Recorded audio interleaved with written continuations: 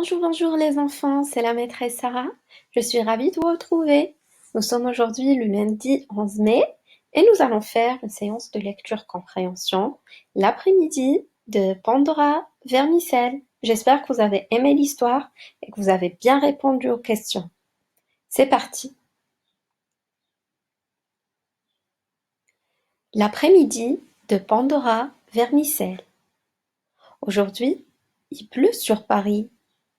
Pandora Vermicelle s'ennuie. Comment m'occuper? En transformant un prince en crapaud? Je l'ai déjà fait plein de fois. En préparant un potage au poil d'araignée? Mais non, je les ai toutes mangées hier. Pandora a envie de s'amuser. Alors, malgré la pluie, elle s'envole sur son balai au-dessus de la grande ville. Tout à coup, il lui vient une idée. Je vais jouer avec la tour Eiffel. Voyons, que me faut-il pour préparer ma potion? 5 dés à coudre d'eau salée, 4 pincées de poudre jaune d'escargot séché, 3 plumes de pigeon multicolores, 2 seaux de bave de chameau et un boulon de la tour Eiffel.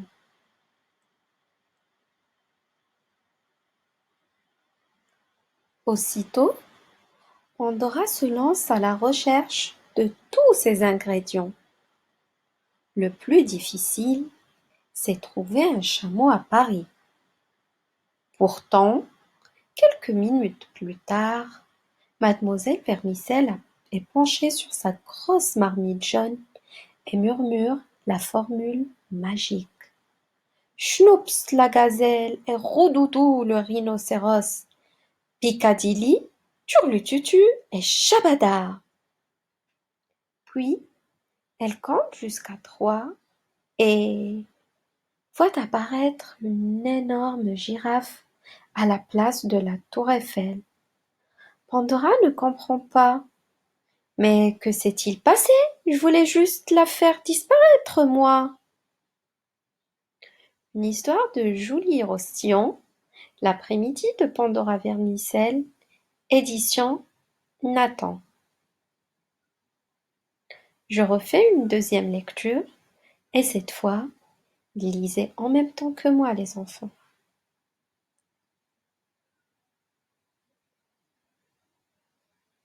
L'après-midi de Pandora Vermicelle. Aujourd'hui, il pleut sur Paris. Pandora Vermicelle s'ennuie. Comment m'occuper? En transformant un prince en crapaud? Je l'ai déjà fait plein de fois. En préparant un potage au poil d'araignée? Mais non, je les ai toutes mangées hier. Pandora a envie de s'amuser. Alors, malgré la pluie, elle s'envole sur son balai au-dessus de la grande ville. Tout à coup, il lui vient une idée. Je vais jouer avec la tour Eiffel. Voyons, que me faut-il pour préparer ma potion? 5 dés à coudre d'eau salée, 4 pincées de poudre jaune d'escargot séché, 3 plumes de pigeon multicolores, 2 seaux de bave de chameau et un boulon de la tour Eiffel. Aussitôt, Pandora se lance à la recherche de tous ces ingrédients. Le plus difficile, c'est trouver un chameau à Paris. Pourtant, quelques minutes plus tard, Mademoiselle Vermicelle est penchée sur sa grosse marmite jaune et murmure la formule magique. Schnoups la gazelle et Roudoudou le rhinocéros, Piccadilly, Turlututu et Shabada. Puis, elle compte jusqu'à 3 et voit apparaître une énorme girafe à la place de la tour Eiffel.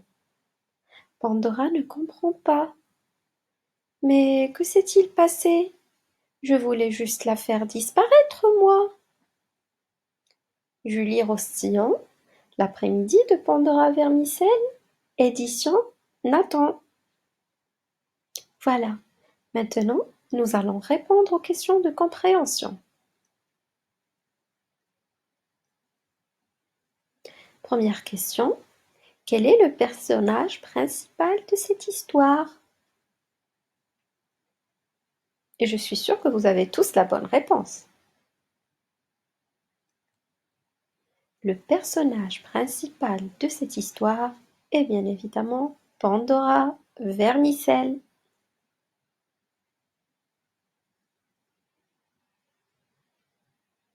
Deuxième question.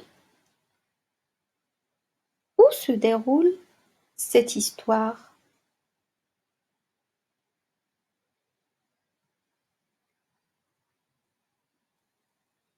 Bien sûr, l'histoire se déroule à Paris, parce que c'est cité dans le début du texte. Et bien sûr, que veut faire disparaître Pandora?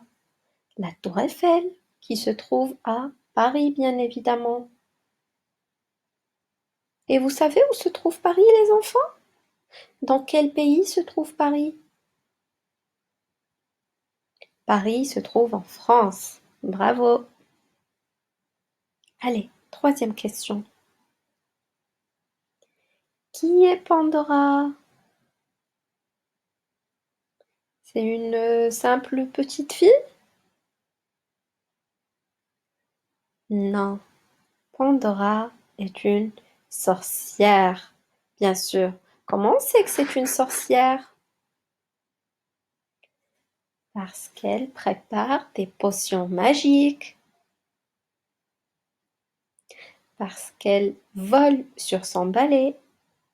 Et aussi parce qu'elle veut faire disparaître la tour Eiffel. Et ça, une personne normale ne peut pas le faire, bien évidemment. Voilà, ben, j'espère que vous avez eu de très bonnes réponses. Maintenant, les enfants, pour s'amuser, je vais vous laisser regarder une petite vidéo qui vous montre comment vous pouvez dessiner une sorcière. Je vous retrouve juste après. Regardez. Dessine-moi une sorcière.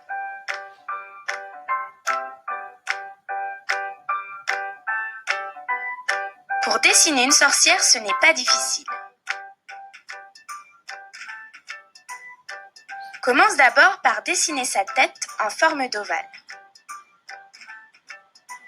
Puis fais-lui ses yeux, son nez et sa bouche. Dessine-lui ensuite son chapeau pointu et ses longs cheveux.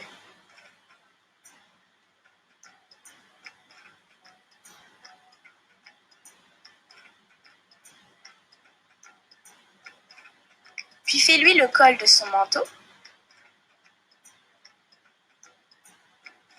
puis son premier bras avant et sa main droite. Puis finis par lui faire son manteau.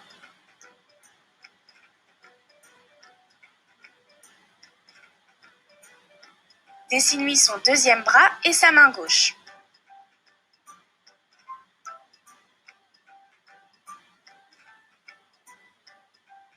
Ses deux mains tiennent un balai. Dessine d'abord le manche du balai en laissant de l'espace pour dessiner ses jambes sur le balai.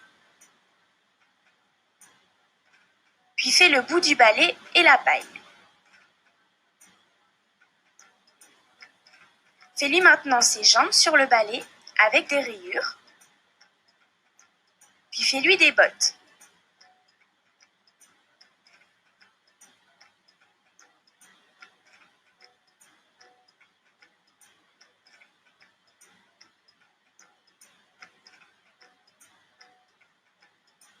Enfin, dessine-lui des lunes sur son manteau.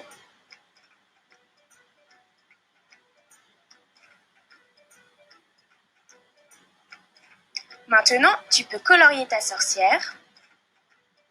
Et voilà, ta sorcière est terminée.